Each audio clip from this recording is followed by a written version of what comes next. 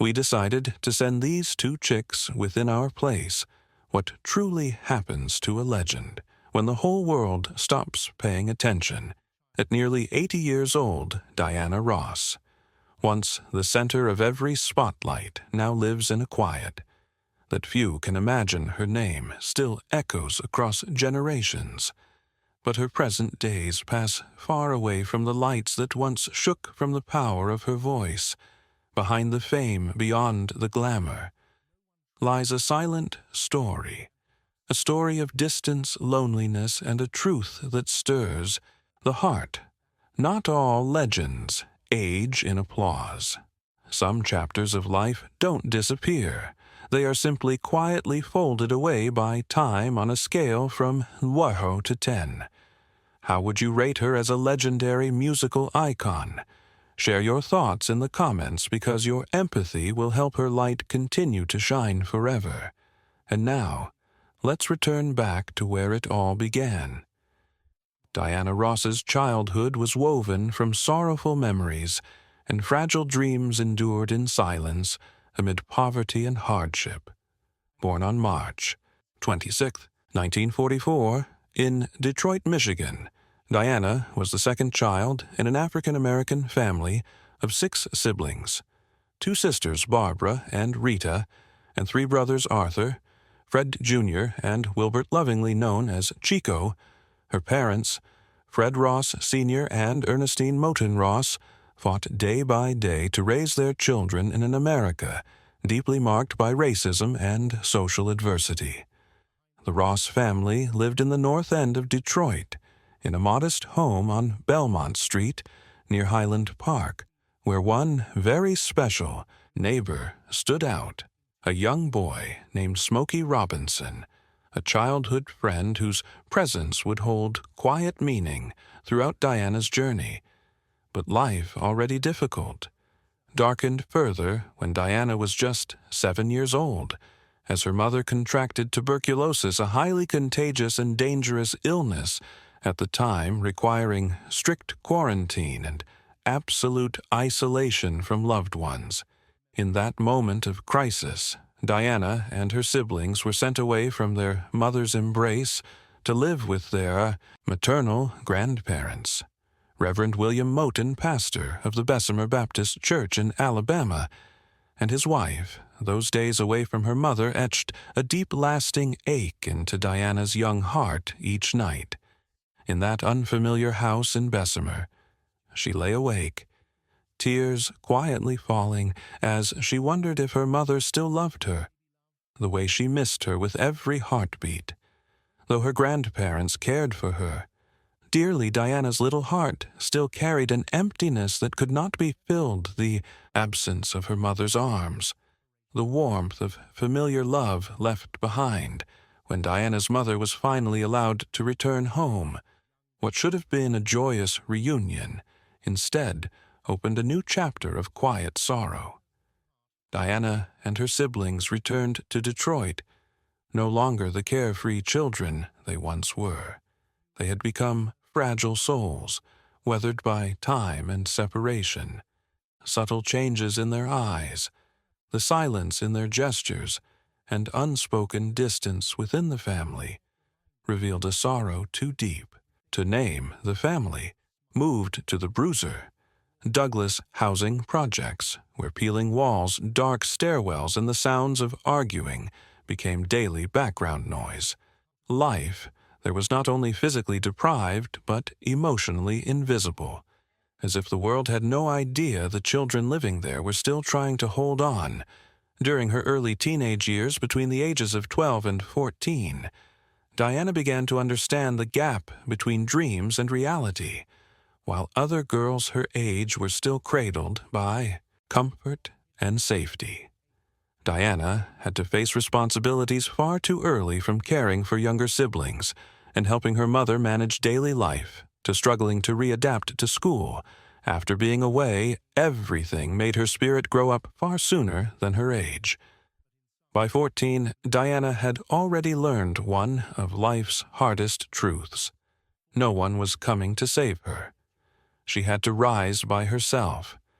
and it was at that turbulent threshold between childhood and womanhood that she began to nurture a quiet but powerful dream to become a fashion designer at the prestigious Cast Technical High School. Reserved for the most gifted students, Diana immersed herself in advanced classes on garment design, millinery tailoring, and fashion creativity. But that dream did not grow in luxury. It was shaped by struggle. Each evening, Diana attended modeling and beauty classes, quietly funded by Smokey Robinson. A childhood friend who never stopped believing in her every step she took was a silent act of resilience. A young black girl from a housing project, studying, working, and dreaming as if a vibrant world was waiting for her. Just beyond the edge of despair, Diana soon proved her strength and independence by becoming a busgirl at Hudson's, a prestigious department store in downtown Detroit, marking a historic milestone as she became the first African American hired in that position to support herself. Further, Diana styled hair for her neighbors, showcasing her early talent and entrepreneurial spirit. All the pain and silent determination of her youth became the foundation for Diana's soul, a soul that would later pour its quiet heartbreak into every song she sang. In each performance, audiences could feel the melancholic echo of a girl who had endured too much, but never let go of her dream or her faith in life. Fame did not arrive for Diana Ross like a miracle. It was quietly carved day by a young girl who deeply believed her voice deserved to be heard, even when the world was not yet ready to listen. In 1958, still just a teenage girl, Diana joined the female vocal group, the Primettes, amid the bustling streets of Detroit surrounded by laughter and simple harmonies. Her voice was neither the loudest nor the sharpest, but it was true. It trembled, it reached out, and it made people stop and listen. By 1961, the Primettes officially became the Supremes, and Diana, under Motown's guidance, was pushed to the front as lead singer as songs like Where Did Our Love Go? 1964, Baby Love, 1964, and Come See About Me. 1964 began climbing the charts. The world saw only the glow, not the weight. Diana became a symbol far too early, carrying the burden of an entire group, a record label, and the hopes of black women across the country. But the brighter the spotlight, the lonelier Diana became within the group. The favoritism toward her wasn't easily accepted. When the name Diana Ross and the Supremes appeared, whispers began to spread. She's trying to take over. Diana was misunderstood, but she remained silent. No one truly wanted to listen, and perhaps she no longer belonged even within the group. She helped define in 1970. Diana left the Supremes a shocking decision. Not merely a career shift, but a quiet confession from a woman choosing solitude over pretending to be fine. And then she soared. Her debut solo album delivered Ain't No Mountain High Enough. 1970, a declaration of freedom and self-worth. Then came the thunderous hits. Touch Me in the Morning, 1973. Love Hangover. 1976, Theme from Mahogany. Do You Know Where You're Going To? 1975, Upside Down. 1980, I'm Coming Out, 1980, and Endless. Love, 1981, songs that touched hearts around the world. Yet behind every song there walked a woman through the applause quietly in the dark of night in 1972. Diana portrayed Billie Holiday in Lady Sings the Blues. People doubted she had the emotional depth to embody such a painful fate. But Diana didn't just act, she relived her own hidden wounds. That performance earned her Oscar and Golden Globe nominations. But more importantly, it helped her peel away a part of the image the world had imposed on her throughout the 1970s and 1980s. Diana broke every limit. She became the first black woman to host the Academy Awards. In 1976, performed on Broadway, sang before royalty, and graced the most prestigious stages around the globe. She was the boss, a symbol of elegance and strength. Yet behind that symbol, there remained silence. People saw the glamour, but not the loneliness in her eyes. Loved ones said some nights Diana longed for stillness more than a stage. Diana didn't stop at music. She expanded into beauty, television, and fashion, launching her own fragrance, Diamond Diana. 2. It was 17, releasing more mature albums, appearing in television shows and public service programs. Diana was no longer just a singer. She became a living symbol for women across the world. Then she began to fade, not from the hearts of her fans, but from the very spotlight that once gloriously called her name. There was no farewell, no scandal, just a quiet retreat like a final note that lingers long before fading into silence.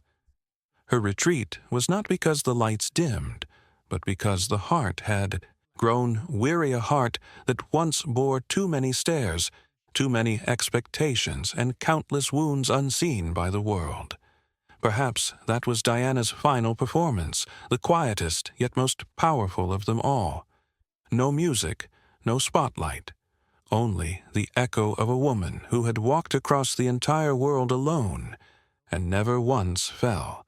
But sometimes even those who never seem to fall carry wounds so deep they cannot be named wounds that don't bleed, but throb in silence, like a sorrowful undertone that never stopped playing in her life as sort of a constellation prize. We've decided to send these two chicks with in our place. After years of glory with the Supremes and chart-topping love songs, one might expect Diana Ross to enter her twilight years with peace and fulfillment. But reality stood far from the spotlight. Behind the glamorous makeup and glittering lights was a life tangled in quiet suffering. And then one unexpected incident burst. The dam. Every crack long hidden erupted, all at once, no longer containable. It wasn't just a headline. It was a rupture. Raw, painful, and deeply human.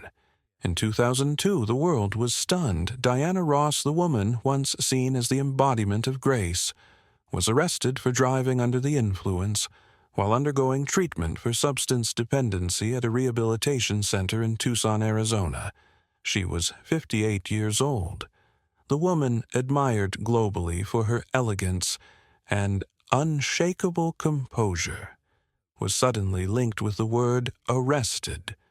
To many, it was a scandal, but to those who looked closer, it was something else entirely. The culmination of decades of silent suffering, of burdens no one saw finally. Spilling into the light for Diana that night wasn't the beginning of her downfall. It was merely the moment the world noticed behind the stage lights. Behind the sparkling gowns and polished interviews lived a woman weathered by love, torn by unspoken truths, aching from wounds that fame could not protect. The mugshot was merely a mirror, reflecting what her soul had been crying out for years. The roots of that unraveling began much earlier in 1971. Diana Ross gave birth to her first daughter, Rhonda. Her biological father was Berry Gordy, founder of Motown, mentor, and former lover. But the public didn't know. Instead, Diana married music executive Robert Ellis Silverstein, who raised Rhonda as his own for 13 years. Rhonda lived within a truth that had been carefully constructed, calling Barry Uncle BB without ever knowing he was her father. And Diana, she carried that secret like a stone pressing on her chest, smiling for interviews, posing in family portraits, cheering at school events, all while knowing one day she would have to look her daughter in the eye and tear down the world she had built for her when that day came. It was no relief. It was devastation, as if she had shattered her daughter's safe world with her own hands.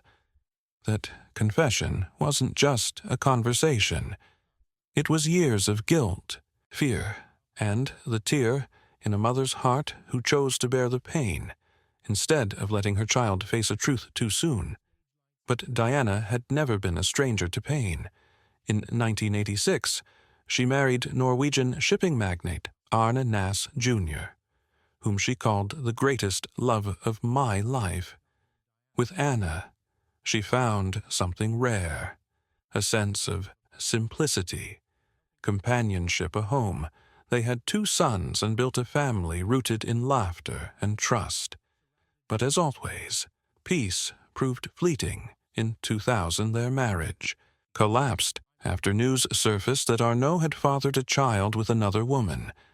Once again, a promise dissolved a truth.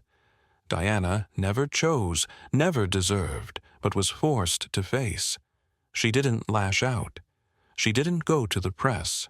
She did the only thing she knew she hurt, in silence. Even after the divorce, she stayed close to Anna's children from a previous relationship. She kept smiling for the cameras. But inside, she bled again, quietly, invisibly. And fate wasn't finished when the wounds of a broken marriage had barely begun to heal. Another blow struck, this time from the place she once considered safest. No screams, no spectacle, just a cold silence creeping into every memory. A deep, quiet gash that shook her core. A loss that silently wore down her heart, as if pain had made her its own. In the early 1980s, another crack appeared, not from family nor career, but from a friendship she once held. Sacred. Diana entered a romantic relationship with Gene Simmons, bassist of The Rock. Band Kiss.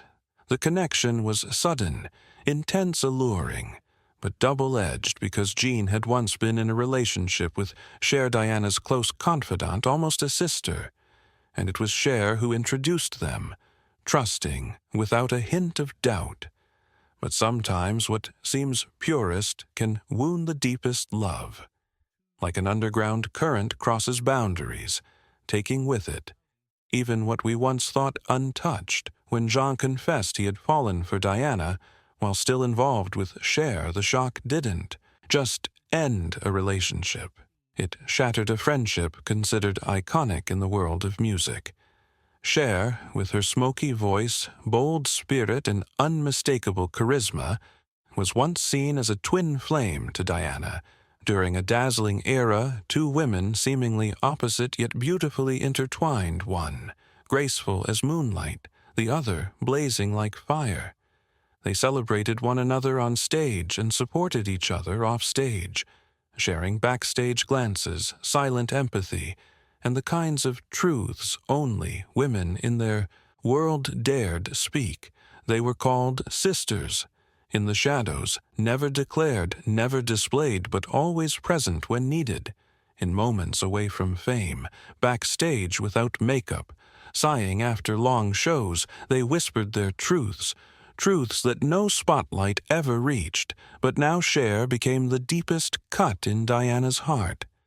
Not because love had been stolen, but because trust had been torn by the one person she believed in.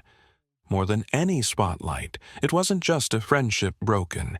It was the quiet collapse of an entire sanctuary of memory, a place once filled with innocence and safety, now reduced to ash. No angry words, no accusations, just a heavy silence, where once a duet soared. Now only the thin dust of memory remained, and from that silence, Diana learned something no stage had ever taught her. That sometimes the person who once felt like home can also become the one who hurts us the most. Losing a friend not to fate, but to betrayal is a sorrow that lingers. It doesn't knock you down at once. It sits quietly in old photographs, backstage stories in the chorus of a song once shared, and Diana once more, quietly, broke inside her career. Two faced a rupture after more than 20 years with Motown. The label that discovered her, shaped her, built her, Diana left. RCA Records made an offer never seen before. $20 million, full. Creative freedom, a landmark moment in music history.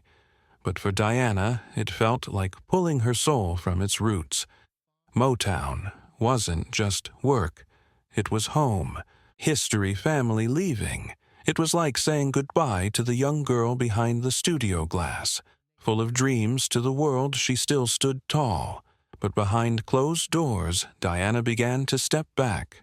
Tours became rarer, interviews less frequent. The spotlight, once her salvation, had become too harsh, too real. Her voice remained, but she quietly faded. Not because she was forgotten, but because she chose peace. Friends would say she was there, but not really present. They described her as warm, yet distant, a woman who could make you feel deeply loved, yet unreachable. That was Diana. She gave the world her voice, her fire, her heart, and then she kept what was left for herself. She no longer chased applause. She began to walk away from pain.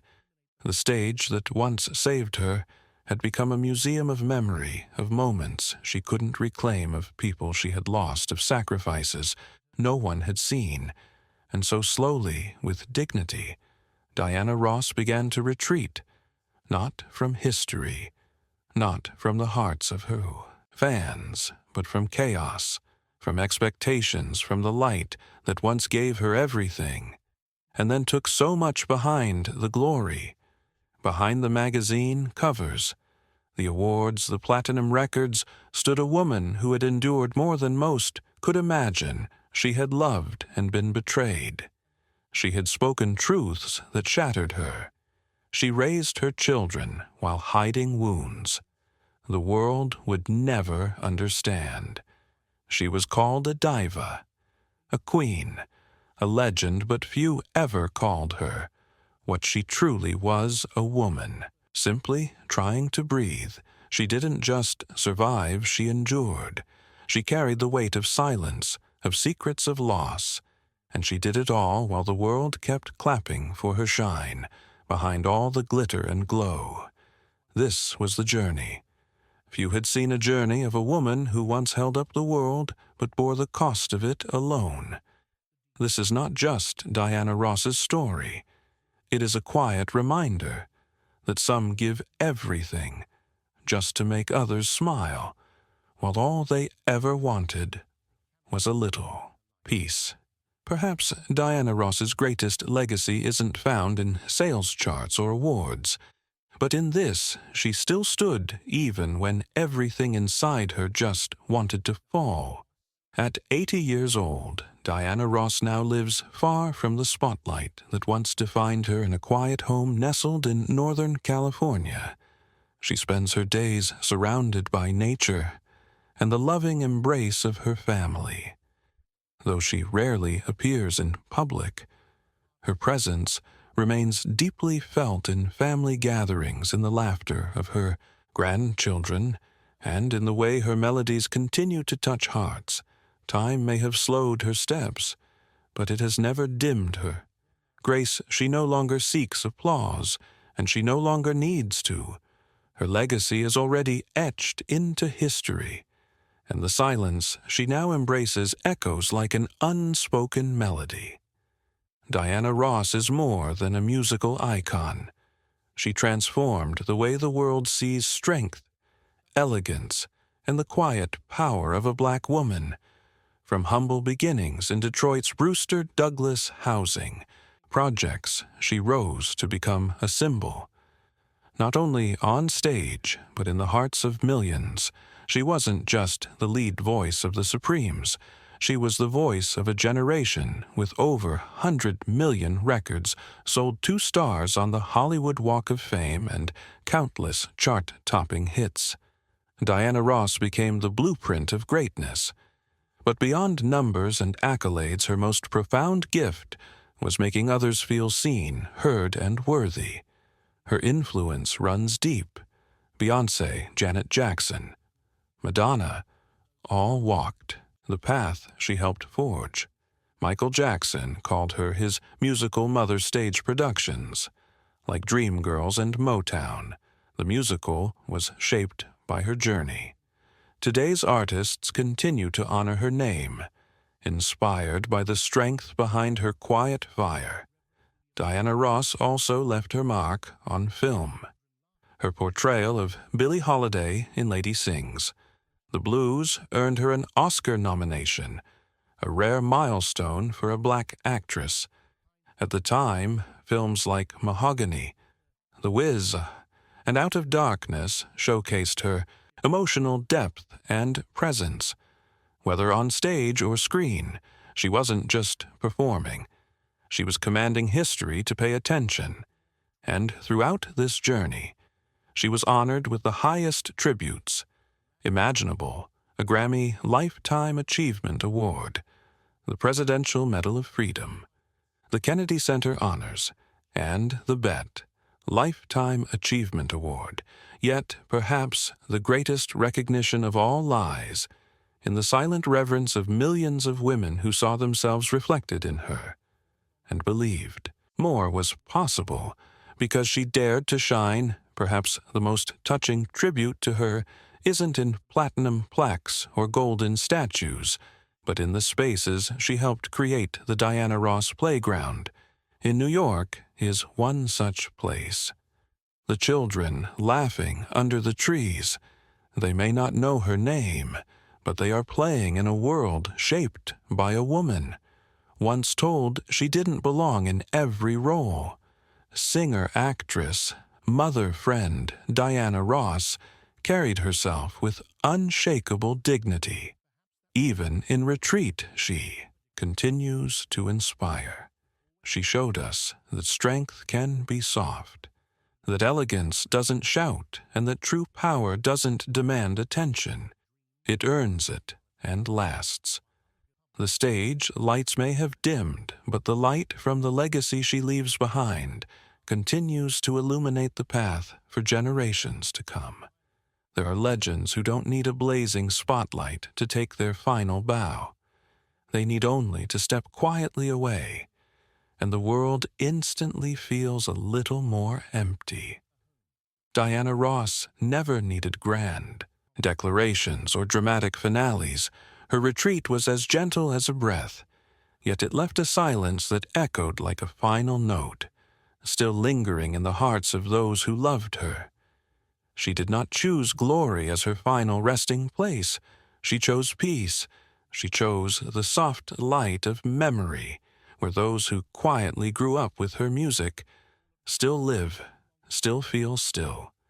Remember, people will remember Diana Ross not only as the queen of the stage, but as a woman who endured unimaginable pain, and yet carried herself with unwavering grace, a soul that may have broken many times but never lost its inner light. If her voice ever touched your heart, leave a tribute below. If her journey ever gave you strength, share your story with us, because we believe legends never truly fade as long as memory still lives in those who remain.